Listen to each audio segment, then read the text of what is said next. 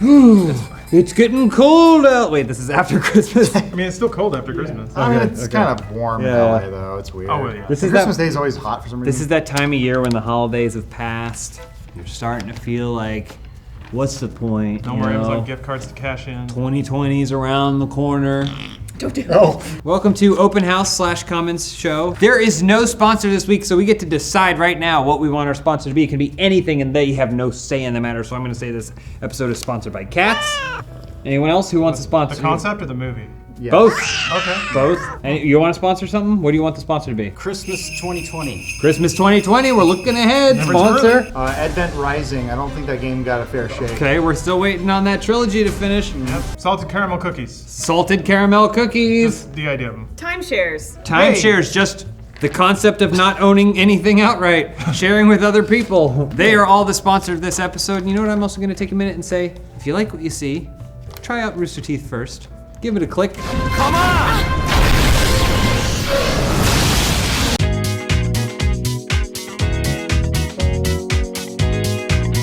My first comment comes from Virtual Depravity. Kind of we've already moved on. We've moved on to Broken Game Series, but before that we were doing Wheelhouse, and I think we went out on a pretty fucking high note with VR. Oh, there we go. Okay. Brown bear. Downloading the bear. He's looking straight at his crotch and saying, "Here comes the brown bear." Downloading the bear.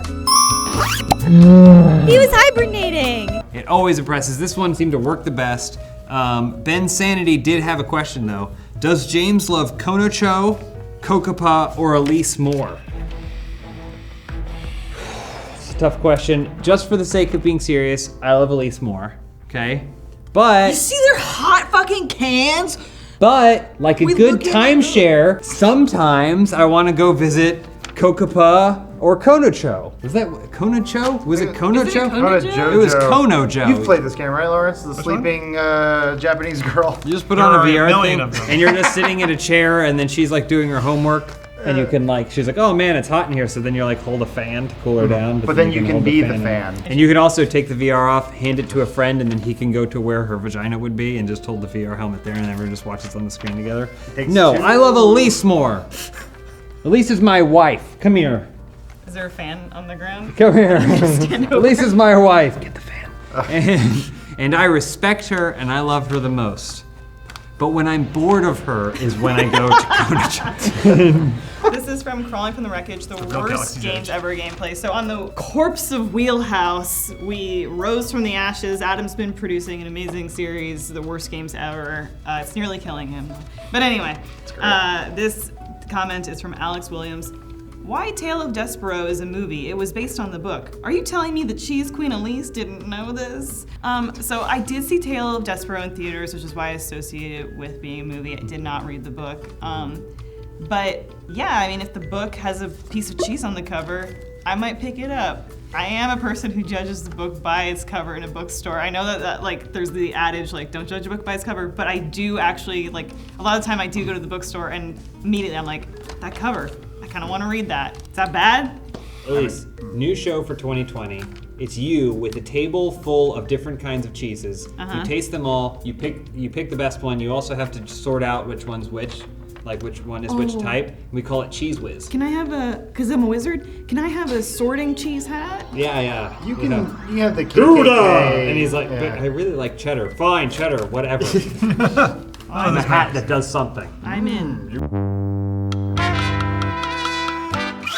All right, this is from Youre In for a Treat, Death Stranding gameplay. Ugh. Phyllis and his pants. I'm glad I got both. Actually, the icon is a gentleman standing next to his pants, so that's perfect. Writes, I love Lawrence's explanations. He's like a bridge baby between the Kojimas of the world and normal people. Well, thank you. Thank you. Phyllis, actually, I popped off on Twitter about this very topic. I think that, so there's a weird path that people that get really enthusiastic about a particular subgenre go, whether it's like wine or film or books or whatever, where they get tired of like what I would consider normal crowd-pleasing things and only want the like different, interesting things. I think the most transcendent thing somebody can do if they love any kind of form of culture or human expression is to get to the point where they appreciate that but can still empathize with the audience that still just wants to see explosions and titties, because that's awesome too.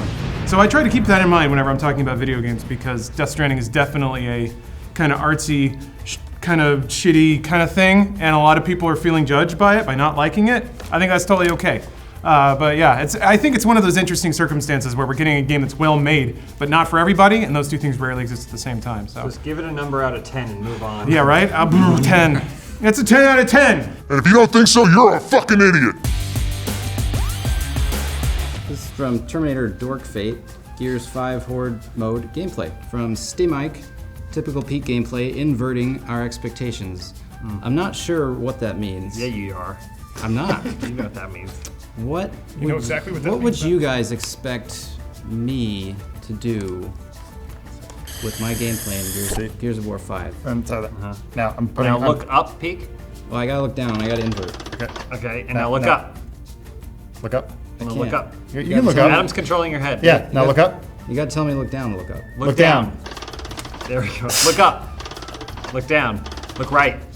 Oh, that one makes sense. That one makes sense. You're not an airplane. The only thing you need to fix your brain is just play with mouse and keyboard for a little while.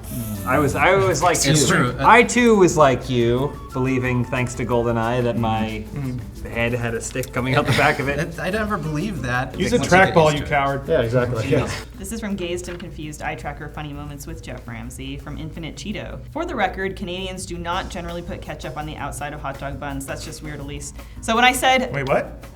There was a Explain yourself. There was a weird image of a hot dog made all wrong. a dot hog, if you will. The dot hog! Oh, right to the dot hog. When I was a kid, I would put ketchup on top of the hot dog bun sometimes. And let me tell you, I didn't say, oh, I'm Canadian, to explain that Canadians put ketchup on hot dog buns, even though Canadians do love ketchup, hence the ketchup chips. But I was just kind of saying, you know, Canadians are a little bit weird and quirky. We sort of have to be, given the conditions that we live and grow up under. So yeah, like, go Leafs.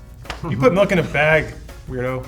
Because, okay, it's gonna take up less room in your fridge. You stack the bag. No, it's not. Spreads. Because, well, it doesn't even, because then they get a big old canister that they have to put the bag in. Oh, so like a jug? Canister Yeah, to so they don't pitcher. even just slop it in there because it's gonna spill Pitcher. out. You put the bag, you buy a bag, cut the bag, put the bag in a canister that's now twice as large as a carton. Then you gotta drink it really fast because the milk's exposed. It's gonna go bad fast. How do you tell people who's missing if it's on a bag?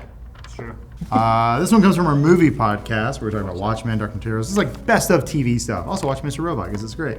And this is from Hooby Gooby. Says, Adam got inspired after meeting Joey Ryan for the whole mustache thing. Incorrect. I had told James I was going to have a mustache for this Extra Life thing, I don't know, weeks ago. I was like, I think we're gonna do like an 80s style mustache thing. Pillow talk. And that's about all I brought to the table. Didn't work on any other bits or anything else. All I had was the mustache. While Joey Ryan may be an inspiration, I don't think I could ever grow anything that beautiful. He is just a well put together man. I need the beard to hide my lack of jaw. What can you do with your dick? Grow a mustache on That's your a dick. trick. That's a trick. Don't answer that. Help me, Don Cherry. This is from part 1 of our worst game series that Elise mentioned earlier, Crawling from the Wreckage.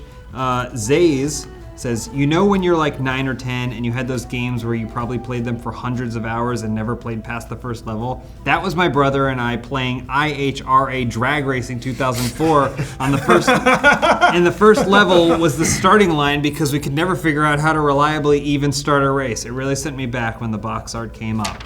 Well, we never did figure it out. We got the parachute working. Are you supposed to be going forward? Oh, too much. Settle down, don't turn and drag it. All right, get ready to stop. Brakes. I don't know what the. Brakes, no, parachute deploy, and she's off the line. Who's having that parachute? But it made me think about how when you're young, you're stupid, and you'll still play a game, like as opposed to being like, well, I don't understand this. There's like a Rambo game for NES that I never made it past the first level. There's a Total Recall game for NES that for some reason had hands that would come out of the wall. Punching you through like a fence they can't But even see. when it punched you, it moved you to like a sewer level, and then you would always die down there because it was really difficult, and then you just start the game over. But it was Total Recall, so what did I care? I was a stupid, idiot, young person. You know, we all make mistakes. But I think this is the perfect time to pick that game back up. Get in there, use your smart adult brain. What, you said that was 2004, right? So you're older now. You're 15 years or so older now. You got that big brain, that gorilla brain to figure it out. And I challenge you to play the game get out there, win a race against the Dragula, It can't be done. and then let me know if you did it. That's my challenge to you. Who's driving, the Munsters or Rob? Or does Spider One have it for the weekend? Spider One has to Hey, Oh, bro. car share. Yeah, car share. Sure, you can borrow the Dragula, but Which only for the weekend. exactly reminds me of our sponsor, Timeshares. Do you like making questionable impulse decisions? If the answer is yes, come on down to our timeshare presentation. We'll ask you a bunch of personal questions and then totally make up a backstory of our own in order to make us more relatable. You're from Ohio. My cat's family is from Ohio. Here's a bunch of pictures of places you'll never visit. Got $5,000 sitting around? You can buy a membership today. Don't have $5,000? Let me introduce you to my manager who will give you the same membership for $2,500. Why didn't I offer that the first time? I don't know. Aren't you glad we didn't trick your broke ass into paying that ridiculous $5,000 the first time? Now you got your timeshare, a lifetime of increasing costs, and a burden that will be passed down to generations of your family because you'll never be able to cancel it. You love that movie. Lettuce. All right, okay, all right. Adam, you got your gift. Yeah, you gotta wear the whole thing. I don't think that's how it works. Oh no, it has a mask. Careful, this is what happens on Christmas. All right, number 2. Who's number 2?